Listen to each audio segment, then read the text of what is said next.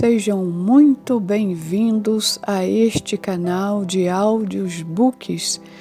Caso você não tenha se inscrito, inscreva-se, compartilhe, ative o sininho e curta o nosso conteúdo. Estamos estudando o livro Em Seus Passos, o que faria Jesus? Capítulo 30. Ouvindo-o Jesus, disse-lhe: Uma coisa ainda te falta. Vende tudo o que tens, dá aos pobres e terás um tesouro nos céus. Depois, vem e segue-me.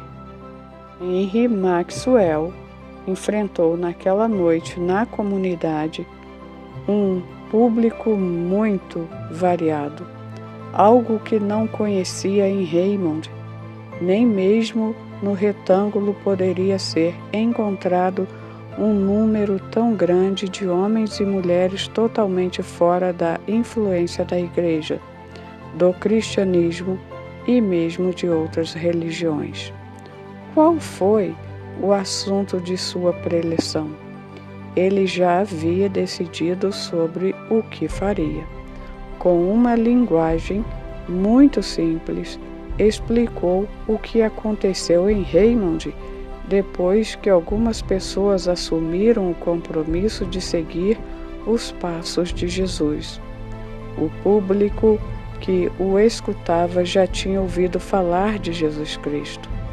Tinha alguma ideia de seu caráter e, por mais que as pessoas fossem duras com relação ao cristianismo institucionalizado e com relação ao sistema social, ainda preservavam alguma noção de certo e errado que haviam extraído das informações que tinham sobre o homem da Galileia.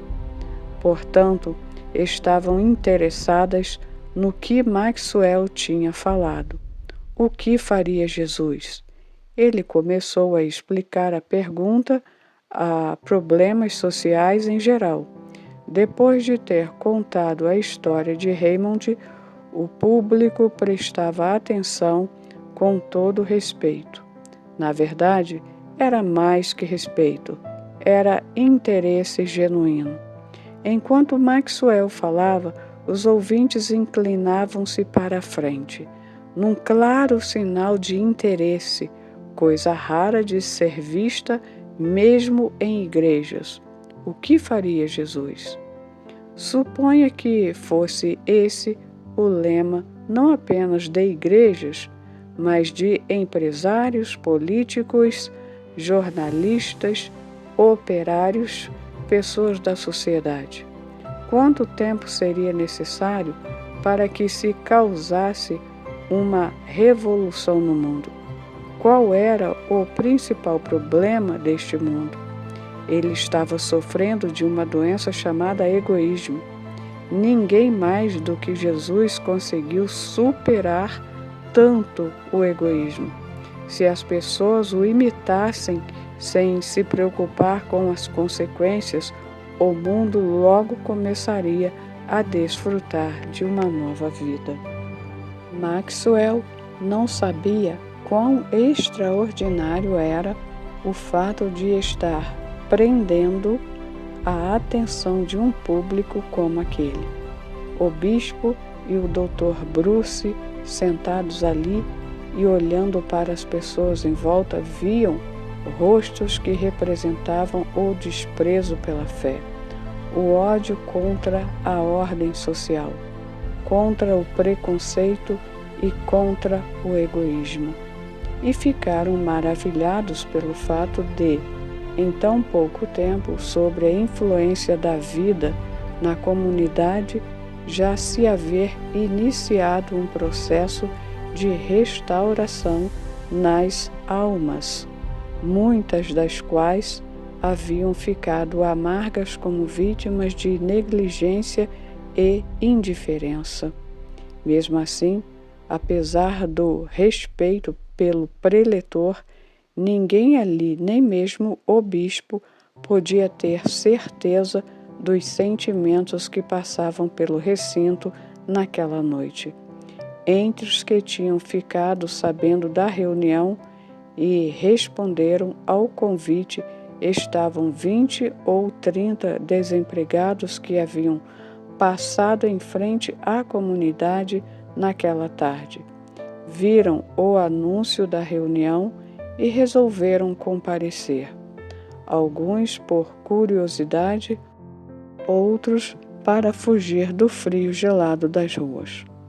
Por causa do frio intenso, os bares estavam lotados, mas em todo o bairro, com mais de 30.000 moradores, a única porta aberta ao público, com exceção dos bares, era a porta da comunidade. Para onde iria uma pessoa sem lar, sem trabalho e sem amigos, a não ser para um bar? Era costume que, em reuniões daquele tipo, a palavra fosse franqueada para todos os presentes que quisessem opinar sobre algum assunto. Quando Maxwell terminou de falar, o bispo, que naquela noite estava dirigindo a reunião, levantou-se e avisou a todos que podiam ficar à vontade para fazer perguntas, expressar sentimentos ou declarar convicções. A única regra era que deveriam respeitar o tempo de 3 minutos para cada participante, por causa do grande número de pessoas presentes.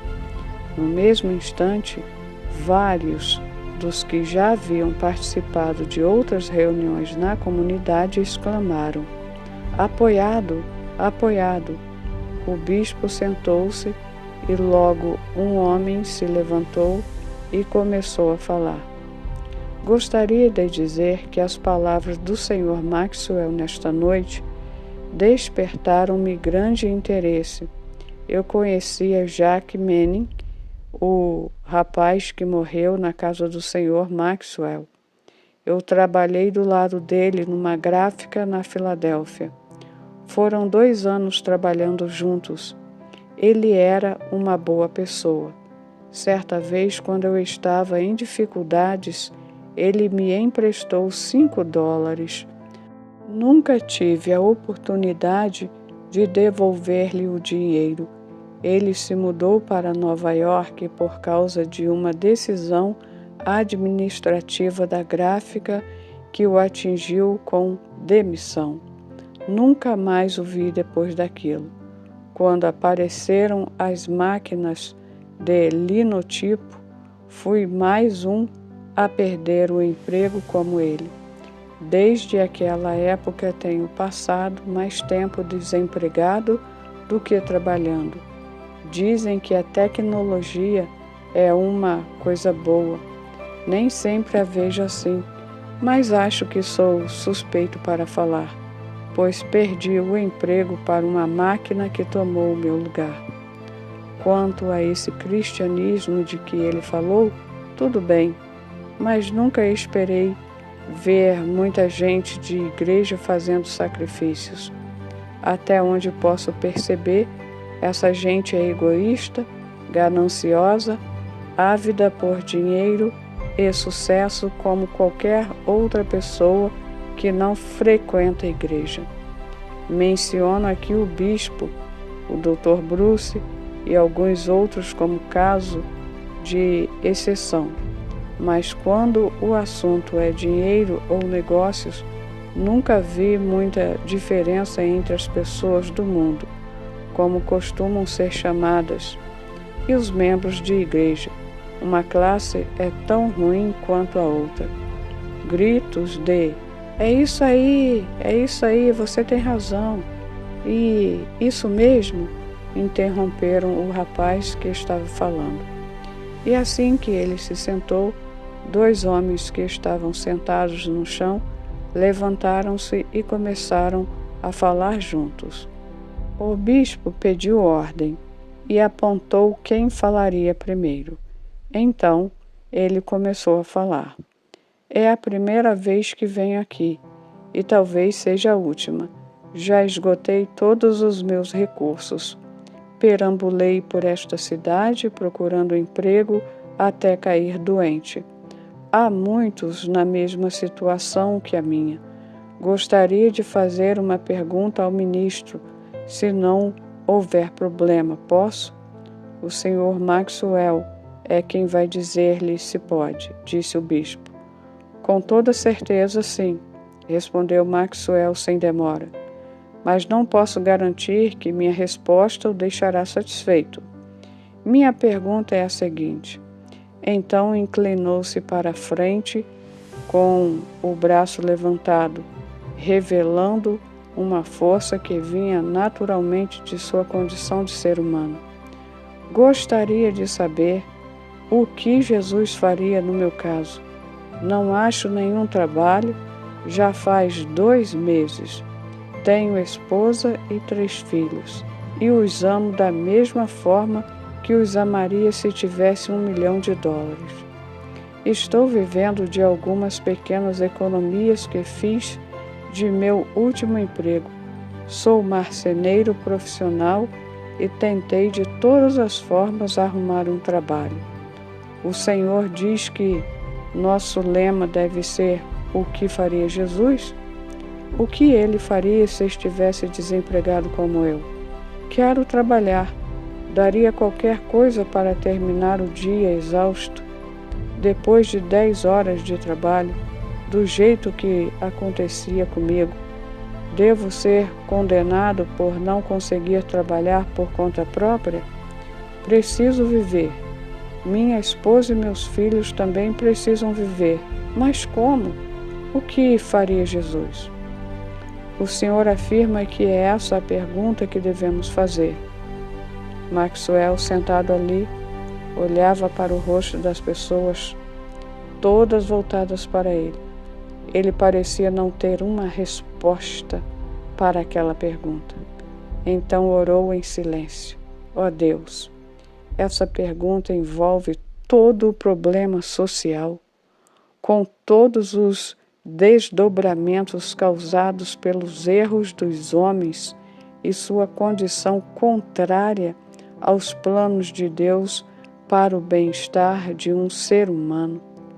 Haverá coisa tão horrível quanto ver um homem plenamente sadio, capaz e ansioso por trabalhar para seu sustento, praticamente incapaz de conseguir qualquer coisa para fazer e levado a escolher uma destas 3 alternativas: mendigar, suicidar-se ou morrer de fome? O que faria Jesus? Era uma pergunta justa, a única que podia fazer, supondo ser ele um discípulo de Jesus. Mas que pergunta difícil de responder para qualquer outra pessoa vivendo nas mesmas condições. Essa e outras coisas fizeram Maxwell meditar profundamente na questão. Todos os outros estavam fazendo o mesmo. O bispo estava com um aspecto grave e triste, de tanto que a pergunta havia mexido com ele. O Dr. Bruce estava de cabeça baixa. Desde que assumira o compromisso, deixara a igreja e organizara a comunidade. O problema humano nunca lhe havia parecido tão trágico. O que faria Jesus? Era uma pergunta terrível.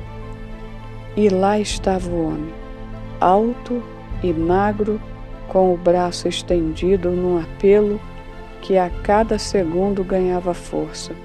Por fim, Maxwell falou: há algum discípulo de Cristo nesta sala que tenha passado por uma situação semelhante e tentado fazer o que Jesus faria? Se houver, com certeza poderá oferecer uma resposta melhor que a minha. Houve um instante de agitação e burburinho no recinto, até que um homem lá da frente levantou-se devagar. Era uma pessoa de idade e sua mão apoiada no encosto de outro banco tremia enquanto ele falava. Acho que posso dizer que muitas vezes passei por situações semelhantes a essa e sempre tentei agir como cristão em qualquer condição que me encontrasse. Não sei se perguntei exatamente o que faria Jesus nas vezes em que estive desempregado. O que sei é que sempre tentei ser um discípulo de Jesus. E o homem prosseguiu com um sorriso triste que, para o bispo e Maxwell, era mais tocante do que a atitude de desespero do outro. Sim, eu mendiguei e recorri a instituições de caridade. Nas vezes em que fiquei desempregado, sem ter como me sustentar, fiz tudo o que me era possível para conseguir comida e proteger-me do frio, exceto roubar e mentir. Não sei se Jesus teria feito alguma coisa que fui obrigado a fazer para me sustentar, mas sei que nunca fiz nada de reprovável sempre que eu ficava desempregado. Às vezes, fico pensando que Jesus teria passado fome em vez de mendigar. Eu não sei. A voz do idoso tremia enquanto olhava com timidez para as pessoas que o cercavam. Seguiu-se um período de silêncio que foi interrompido por um homem sentado a 3 fileiras do bispo. Ele era grande, tinha cabelos negros e uma barba extensa. Quando começou a falar, praticamente todo mundo se inclinou para ouvi-lo, em sinal de grande interesse. O homem que tinha perguntado o que Jesus faria no lugar dele, sentou-se e cochichou para o vizinho. Quem é ele? É Carlsen, o líder socialista. Agora você vai ouvir coisa boa. Para mim, isso é tudo bobagem, começou Carlsen. Tomado de grande ira, todo o nosso sistema está falido. O que chamamos de civilização está podre. Não adianta tentar encobrir esses fatos. Vivemos numa época em que a ganância do capitalismo representa a morte para milhares de homens inocentes, mulheres e crianças. Graças a Deus, se é que existe um Deus, e duvido muito, nunca me atrevi a casar e constituir família.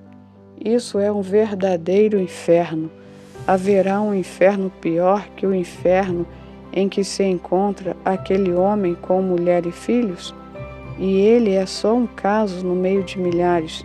Além disso, esta cidade e qualquer outra cidade grande neste país tem milhares de cristãos professos que vivem com todo luxo e conforto. Vão à igreja nos domingos para cantar hinos que falam de dedicação total a Jesus, de seguir seus passos e de salvação.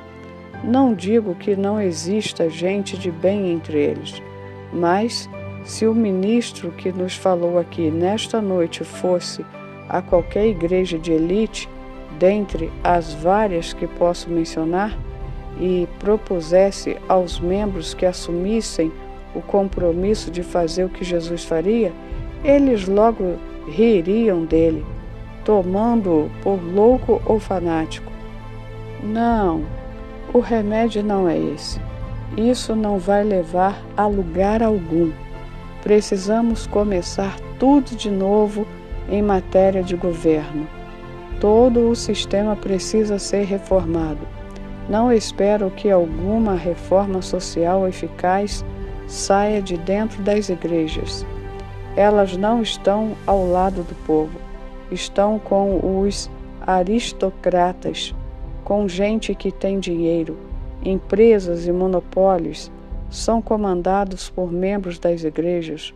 Os pastores são seus escravos.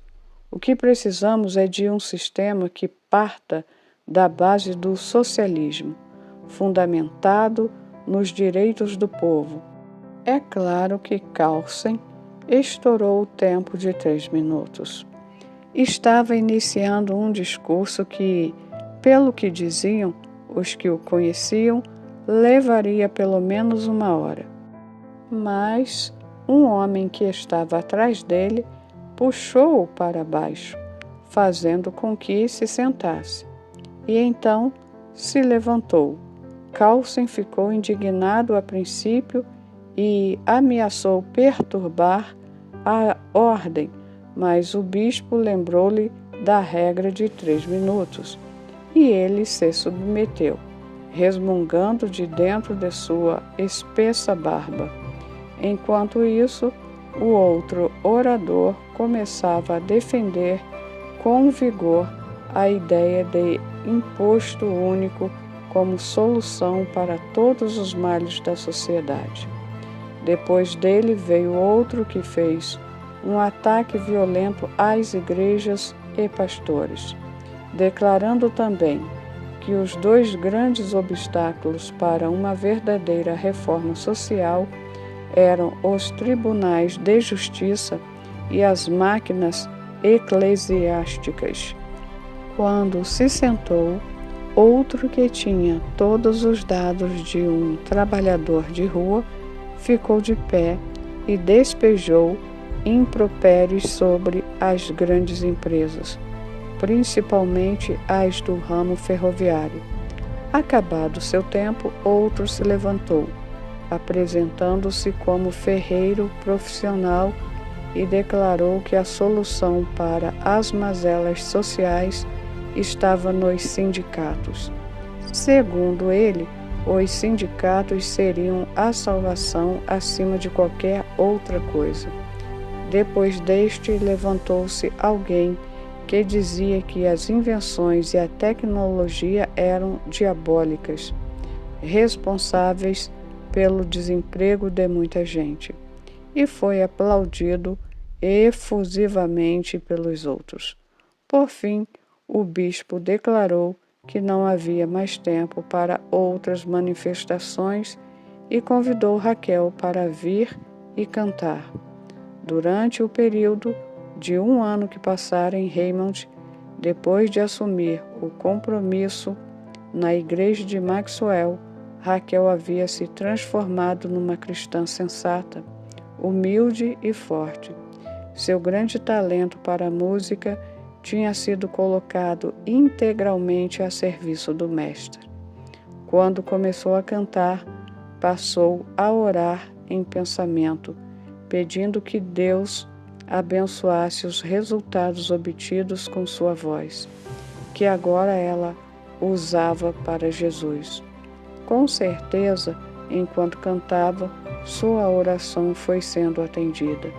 O hino que ela havia escolhido a dedo dizia: "Esta é a voz de Jesus que diz: Vem, alma perdida, vem."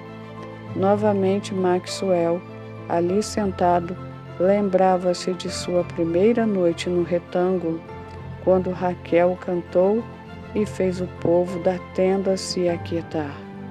O efeito estava sendo o mesmo naquela hora. E que poder tem uma voz consagrada ao serviço do Mestre.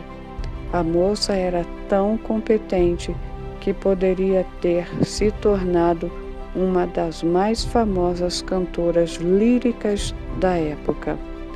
Com certeza o público ali presente nunca tinha ouvido uma voz com tanta qualidade. Não poderia ouvi-la cantar nem mesmo no mundo, como dizia o bispo, porque, pelo privilégio de ouvi-la, seu empresário simplesmente iria cobrar um valor que eles não teriam condições de pagar.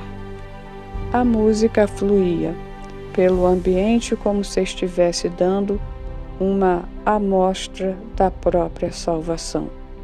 Carlsen levantou o rosto com sua barba espessa e negra, absorto que estava pela música que ele tanto apreciava por causa de sua nacionalidade. Uma lágrima corria-lhe pela barba, enquanto sua fisionomia relaxava e se tornava quase nobre. O desempregado, que queria saber o que Jesus faria em seu lugar, estava boquiaberto, com a mão apoiada no banco da frente, e pôde por um momento se esquecer de sua trágica situação. Enquanto durou a música, foi para ele alimento, calor, trabalho e união com a esposa e os filhos. O outro, que havia criticado igrejas e pastores, estava sentado com a cabeça levantada, em princípio demonstrando rigidez e resistência, como se não quisesse admitir algo que estivesse, mesmo remotamente, associado com igrejas ou cultos. Mas aos poucos foi se rendendo ao poder da música que invadia os corações ali presentes. E dentro de pouco tempo já se pôde perceber em seu rosto um olhar triste e compenetrado. Naquela noite o bispo dizia, enquanto Raquel cantava, que se o mundo doente, depravado e perdido ouvisse o evangelho pregado pela voz de profissionais como Raquel, a vinda do reino seria apressada de uma forma que nenhuma outra força poderia fazer. Por quê? Dizia ele no coração enquanto ouvia. Por que esse maravilhoso tesouro representado pela música é mantido tão longe do povo? Só pode ser pela ganância por dinheiro que demonstram os que foram abençoados com esse dom. Será que não haveria outros que se sacrificariam doando sua voz, a exemplo de todos os outros dons que as pessoas consagravam ao serviço do reino? Maxwell lembrava-se do público do retângulo, ansiando por um avanço maior dessa forma de discipulado.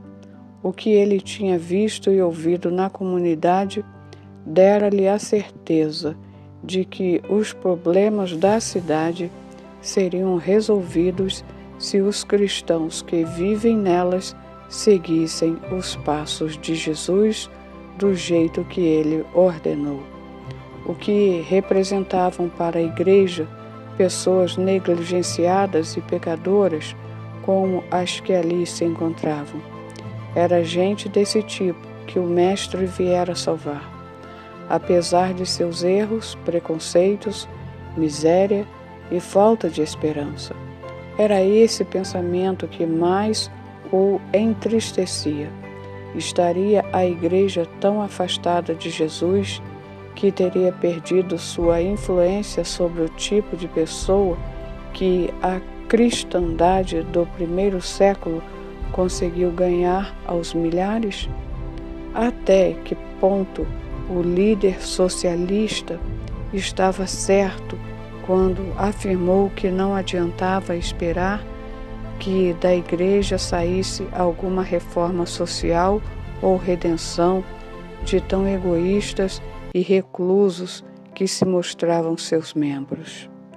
Ele estava cada vez mais abismado ao perceber que aquele número relativamente pequeno de pessoas presentes no recinto, no momento apaziguadas pela voz de Raquel, representava milhares de outras como elas, para as quais igrejas e pastores não ofereciam em termos de conforto e felicidade, mais do que ofereciam os bares e cervejarias. Isso precisava ser assim? Se os cristãos fossem todos fiéis ao compromisso de seguir Jesus, será que haveria hostes de desempregados pelas ruas, centenas deles acusando a igreja e milhares considerando a bebida como a melhor companhia? Até que ponto os cristãos podiam ser responsabilizados por aquele problema social tão bem ilustrado na reunião daquela noite? Seria verdade que, de modo geral, as igrejas das cidades grandes se negariam a seguir os passos de Jesus e realmente sofrer por amor a Ele? Maxwell continuou a fazer essas perguntas mesmo depois que Raquel terminara de cantar e a reunião havia chegado ao fim, depois de uma confraternização bem formal.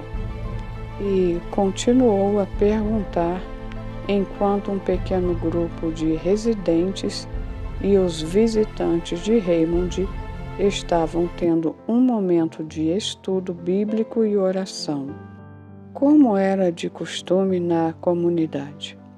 E ainda fez as mesmas perguntas durante uma conversa que teve com o bispo e o Dr. Bruce até 1h da madrugada.